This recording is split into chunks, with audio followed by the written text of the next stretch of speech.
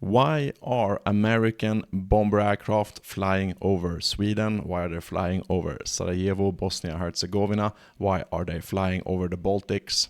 That's the topic of today's short talk. My name is Max Villman. I'm a former fighter pilot in the Swedish Air Force, and let's go. So I think we all have seen pictures, all of us who are flying interested, about American bombers. We're talking B-52s, we're talking B-1Bs, and we're talking B-2 Spirits flying over some parts of the world, projecting power. Why is this? Well, this is part of America's deterrent objective, to deter their enemies and deter military conflict around the globe. And using bombers, they can quickly deploy and also fly directly from the States and fly back to the States, but also deploy, land, and cooperate and practice together, train together with their allies to deter all threats.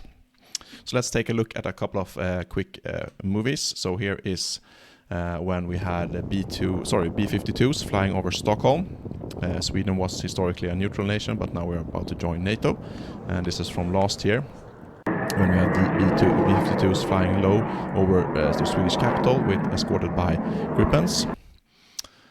We also had, here is the B-1B Lancers practicing with the Swedish Air Force up in Norrbotten, in the northern part of Sweden.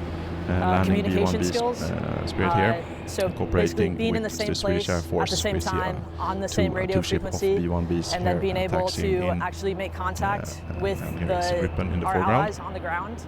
So nice pictures, and here is from where the B-1Bs were over Sarajevo.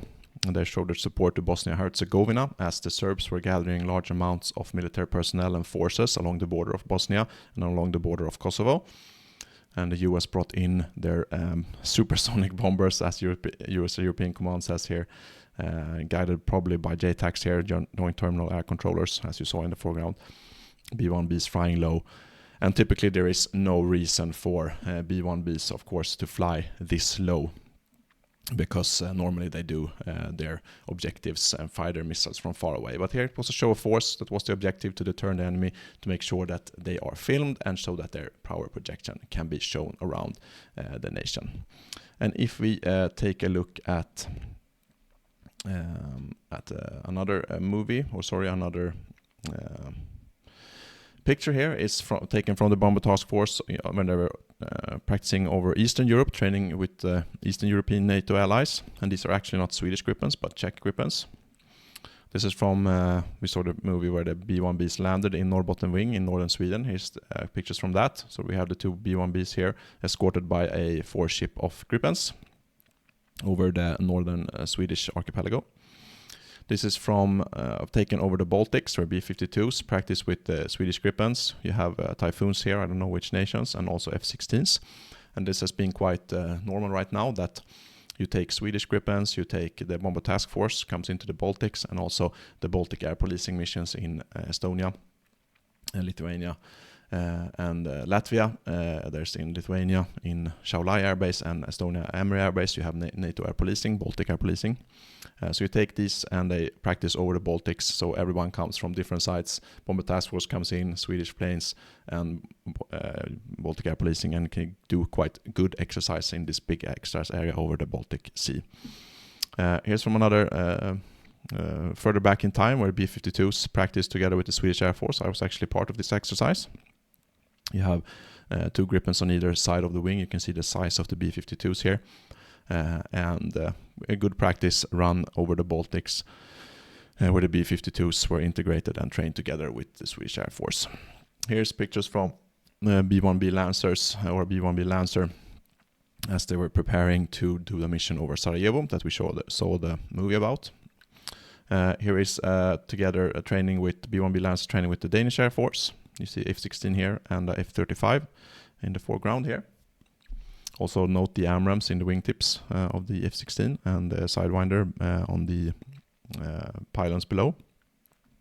And the last picture I wanted to show is a B-2 Spirit that did a hot pit refueling in Norway.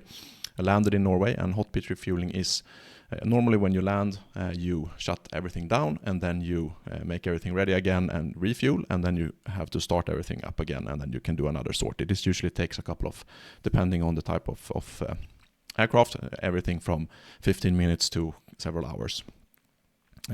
So either if you cannot or you don't have access to tankers in the air, then you can tank in the air, of course, you can get gas in the air. But if you do hot pit refueling, you taxi in and then you don't shut everything down. Instead, you leave the systems running at different kinds of hot pit refueling depending on which type of aircraft.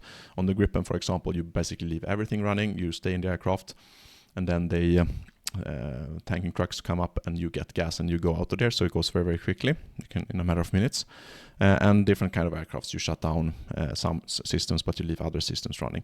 And this is to reduce turnaround time, because there's no real turnaround needed. You just need to shut down a little bit and then get gas, and then you can get going again. So it's a good way to practice the airbase and the aircrew on getting away quickly and getting up in the air quickly. So that is one thing that they can practice, and the B-2s did here that in Norway this time. So the Bomber Task Force, there's advantages are of course the speed of the deployment. Instead of deploying an entire bomber wing, which is thousands of people and equipment, you can just send 2 or more bomber aircraft that are prepared and have high readiness, and they can be there within 1 day, of course, depending on the planning. For example, right now when Israel is at war with Hamas, the US sent aircraft carrier groups, which of course take several days or weeks even to get to the theater, whilst the Bomber Task Force can deploy immediately.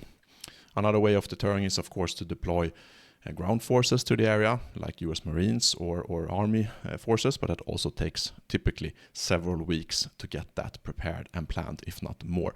So the Bomber Task Force is a very quick and efficient way for the US to do their strategic communication, their strategic deterrence, and sort of cool down something that's about to happen, just as they did when the Serbs were gathering forces near the border to Bosnia and Kosovo. So that's all for today's topic. Thanks so much for staying to the end. Please subscribe to my channel, leave me a like on the video, that really helps. Comment below if you want me to react or talk about another topic that you find interesting. Also comment if you have more information. I know a lot of you guys out there have a lot of information, so give that in the comment section.